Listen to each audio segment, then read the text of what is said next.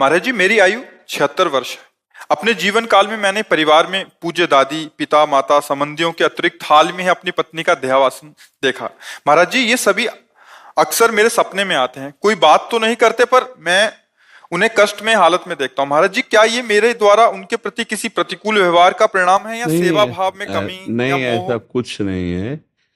ये स्वप्न तीन प्रकार के होते हैं।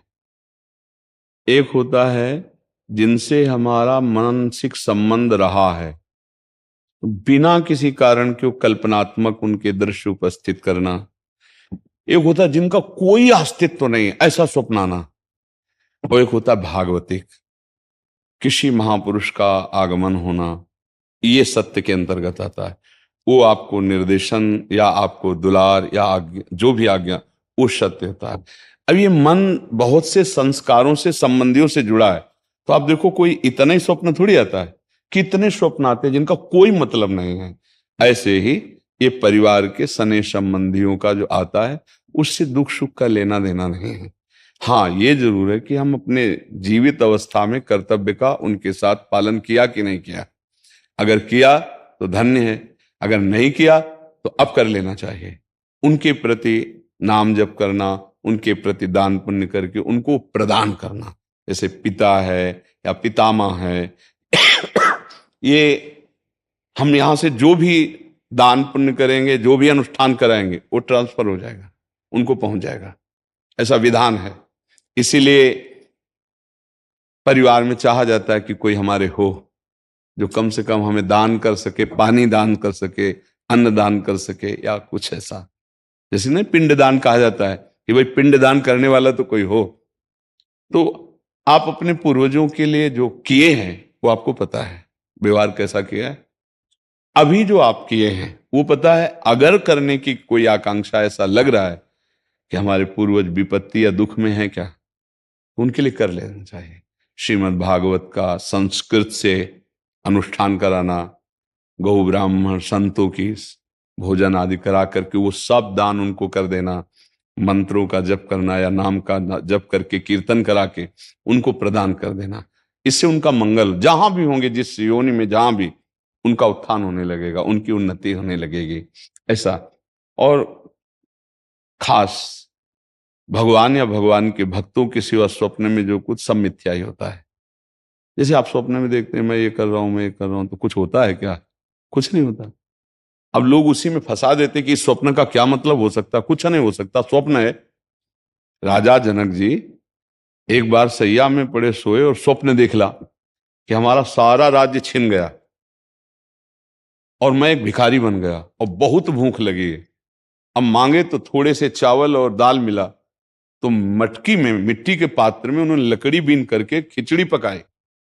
और वो पक्के तैयार होने वाली थी, दो सांड आए लड़ते हुए, ऐसे लड़े कि पूरा बिखर गए।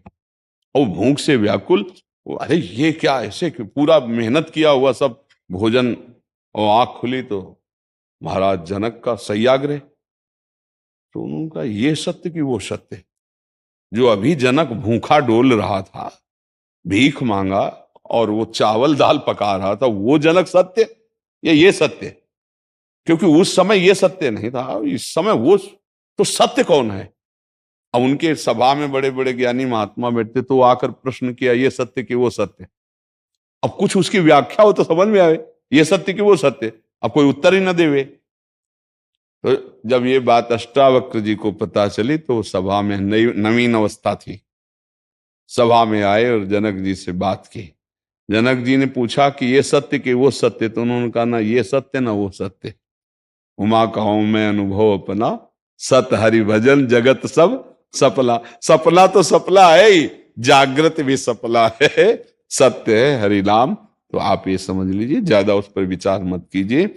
यदि आपके अंदर ऐसा भाव आता है, धन आपके पास है, तो ऐसी कुछ सेवा दान पुण्य करके, कहीं ऐसे जैसे गौ सेवा है, गौ को चारा पवा दिया है ना, कहीं साधु महात्मा को किसी किसी एक को भी भोजन पवा दिया, और वो कहीं भागवत हो रही उसमें सहयोग कर दिया। नहीं पूरी भागवत करवा सकते, भाई हमारे कुछ चंद रुपए इसमें सहयोग में हो गए, और उसका फल हमारे माता पिता, दादा दादी को मिले, ऐसे भाव किए जाते हैं, तो उससे उनको कल्याण होगा, उससे उनका मंगल होगा।